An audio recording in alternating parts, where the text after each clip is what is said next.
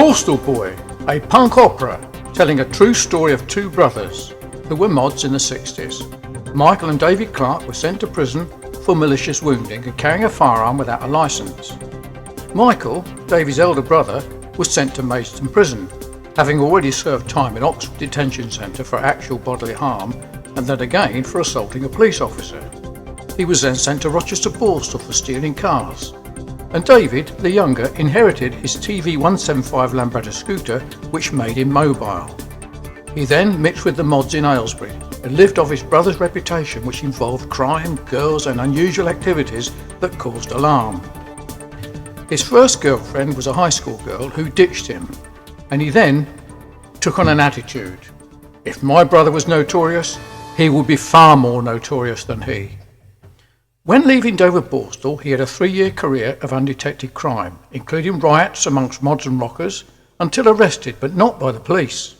He had a bad experience on LSD, and overnight he decided to turn his life around for the better, which led to a confession to the police to 24 undetected crimes. He learned to read to educate himself, went on to higher education, became a Baptist minister, and taught electronics for over 20 years in colleges of higher and further education. Michael continued his flamboyant lifestyle despite David's change of life, having absconded from prison and for living for a year without detection. Towards the latter part of his life, he ended up in prison in the Philippines, serving a 16-year prison sentence where he died in prison of tuberculosis. Though Michael had a tragic ending in his life, the story tells of David's mission to the Philippines to bring assistance to his brother upon hearing his conversion from crime to Christ, which took place after reading C.S. Lewis's book, Mere Christianity. They then commenced a joint work assisting many criminals in the jails of the Philippines on their own roads of reformation. This opera is based on the book Converted on LSD Trip and its special edition written for prison inmates entitled Borstal Boys.